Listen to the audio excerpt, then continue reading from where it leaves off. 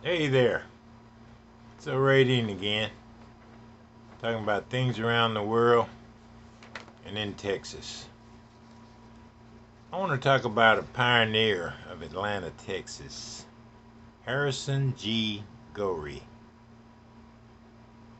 1861 to 1925. He was the first black principal of the Colored Free School of Atlanta, Texas. He moved to Texas in 1879 and finished his schooling at Bishop Baptist College in Marshall. Goree bought his first acre of land from E.B. Alday in 1836.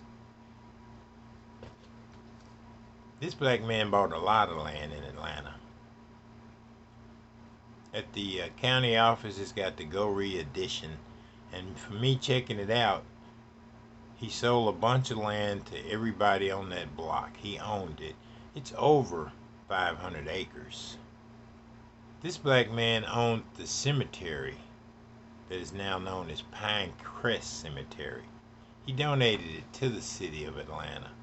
He was the first principal of a school, an educated man, and he knew how to spend his money right. And when I asked people, do they know him, they never heard of him. I did a writing in the newspaper on him. People didn't care.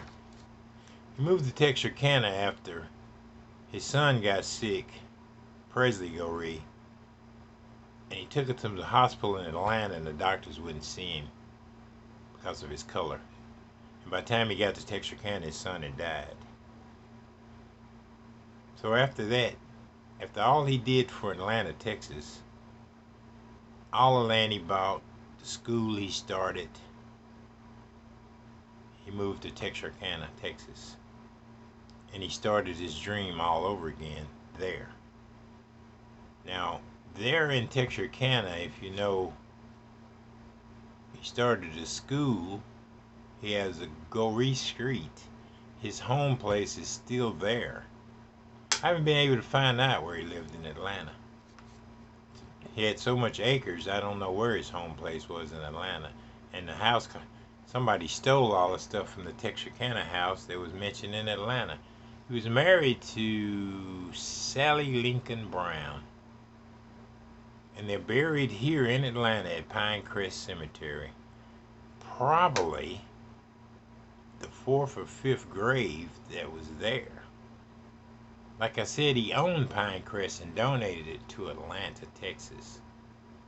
And you wouldn't know because they had a fence up in my younger years to separate the colored section from the white section.